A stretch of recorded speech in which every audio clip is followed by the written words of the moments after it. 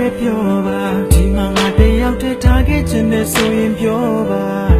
ဒီလိုမျိုးနေစနေတာငါရင်ပဲကြည့်ခိုက်စေတာနေစားပြီးမလို့တော့ပါနဲ့ငါထပ်ပြီးတောင်းမှန်ပါတယ်ကျွန်တော်စရာတရှိနေပြီဆိုရင်ပြောပါငါရင်မနာချင်နေတာငဲ့ချင်နေစရာမလိုပါချစ်ရ